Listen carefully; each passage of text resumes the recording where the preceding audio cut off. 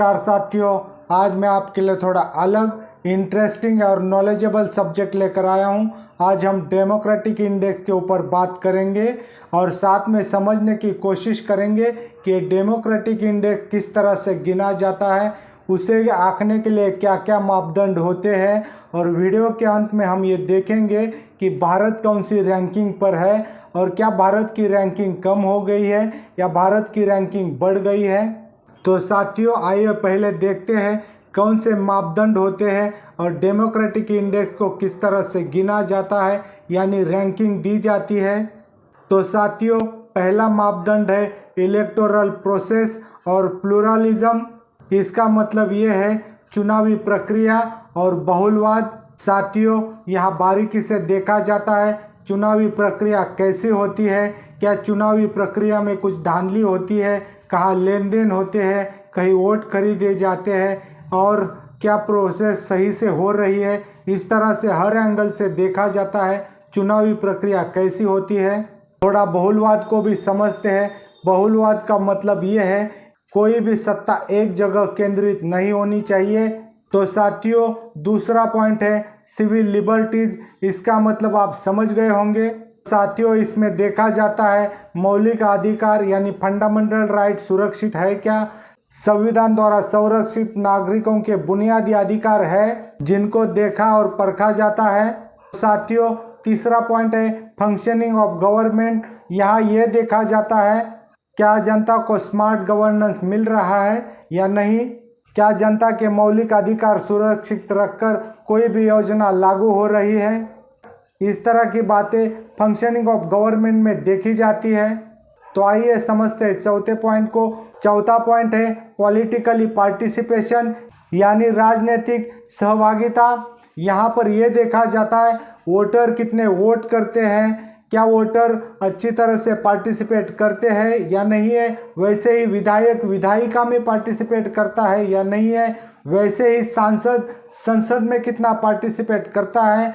साथियों, इसका ओवरऑल मतलब ये है हमारी जो संसदीय प्रणाली है इसके ऊपर नागरिक से लेकर विधायक सांसद कितने लोग पार्टिसिपेट करते हैं, इस बात को देखना और परखना।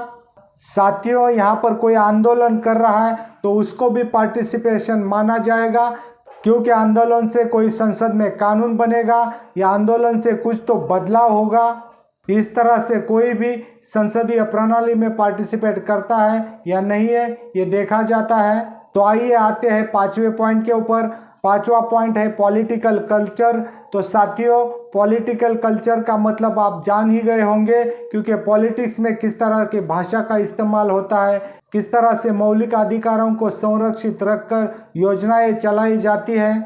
क्या पॉलिटिक्स में कुछ पार्टी द्वारा दबाव क्रिएट किया जाता है, क्या कुछ दबाव में काम हो रहा है, यह सब पॉलिटिकल कल्चर में बारीकी से देखा जाता है। तो आइए थोड़ा डीप में समझते हैं। आपको डीप में समझाने के लिए हमने इंटरनेट से कुछ पॉइंट निकाले हैं। उन 4 पॉइंट के ऊपर थोड़ा बात करते हैं। तो पहला पॉइंट है whether national election are free and fair, और दूसरा पॉइंट है द सिक्योरिटी ऑफ वोट्स, और तीसरा पॉइंट है the influence of foreign power on government, और चौथा पॉइंट है कैपेसिटी ऑफ सिविल सर्वेंट।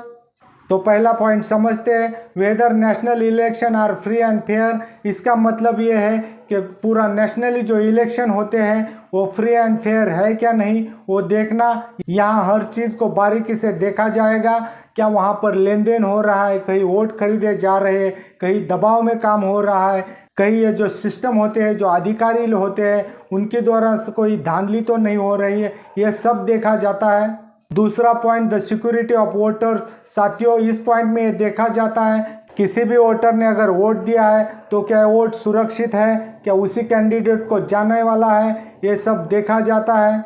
तीसरा पॉइंट समझते हैं influence of foreign power on government. साथियों, इसमें देखा जाता है फॉरेन की बड़ी बड़ी कंपनी कुछ पैसे का खेल करके अपने फेवर का गवर्नमेंट बनाने में कुछ हेल्प तो नहीं कर रही है, इसे बहुत बारीकी से देखा जाता है। और आखिर में चौथा point capacity of civil servant. जो सिविल सर्वेंट है वो अपनी किस कैपेसिटी से कितना काम कर रहे हैं ये भी देखा जाता है। तो साथियों, वीडियो बनाने का मेरा ओवरऑल मतलब ये है कि थोड़ा डेमोक्रेटिक इंडेक्स के बारे में आपको जानकारी दूं। उम्मीद करता हूं आपको कुछ जानकारी मिली होगी। लेकिन साथियों, अब आते हैं आखिरी पॉइंट के ऊपर, भारत अब इस रैंकिंग में कौन से पायदान पर है। तो साथियों, यहाँ मैं आपको बताना चाहूँगा, भारत 108वें रैंकिंग के ऊपर है। उम्मीद करता हूं आने वाले दिनों में सरकार डेमोक्रेटिक इंडेक्स में सुधार करके भारत को ऊपर लेकर आएगी। और अगर आप मुझे इंस्टाग्राम, फेसबुक, यूट्यूब पर कहीं भी देख रहे हो तो जुड़े रहिए। आज के लिए बस इतना ही। नमस्कार।